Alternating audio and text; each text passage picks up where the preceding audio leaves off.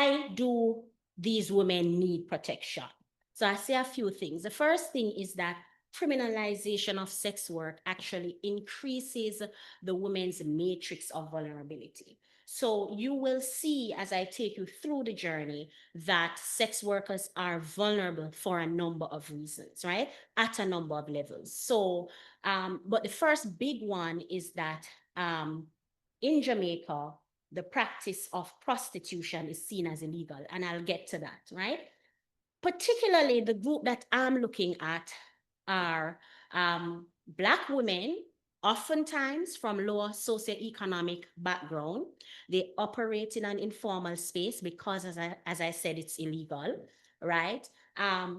They do encounter a nexus of vulnerabilities, and we'll see that as we proceed, particularly also because of the risk of sex trafficking, right? So they are victims of trafficking in persons, HIV, and illegal drug trade.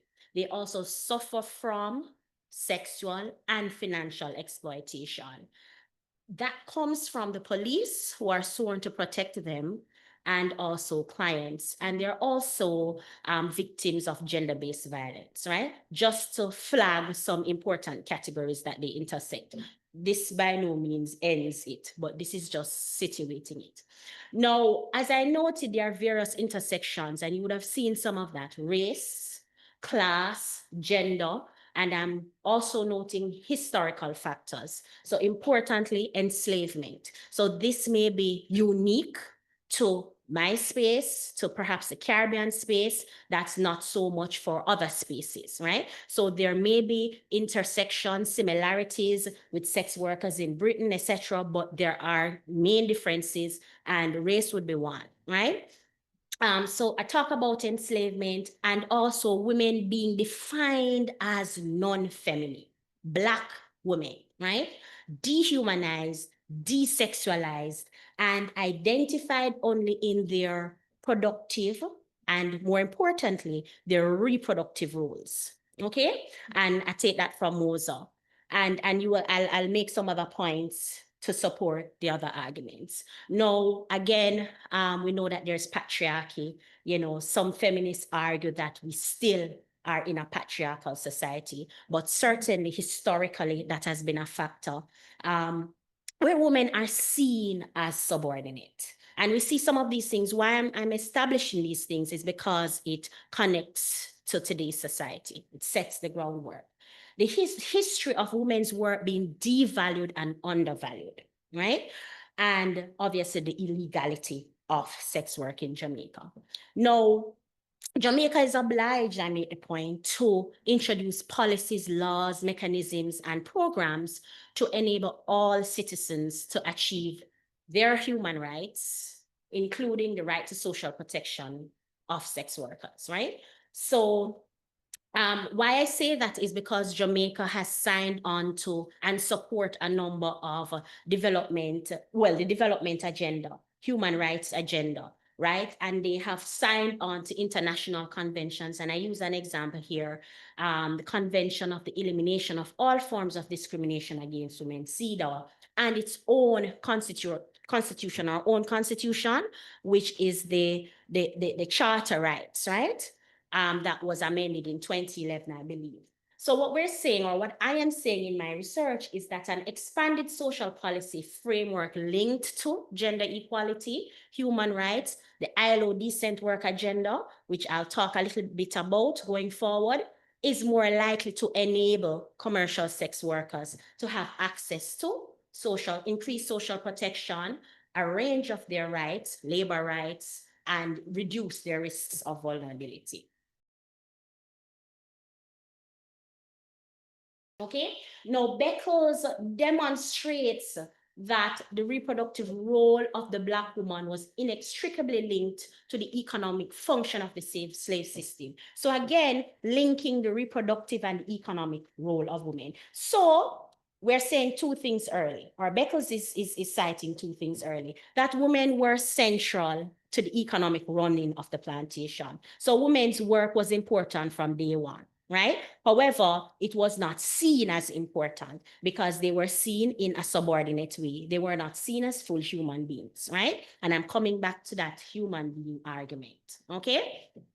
So he basically contends that the Black woman's social identity was socially constructed, points I made before, non-feminine, or she was defeminized, right? With her Black skin synonymous with low worth, moral derogation, and unrecognized beauty. So from early, the enslaved Black woman was not seen as beautiful.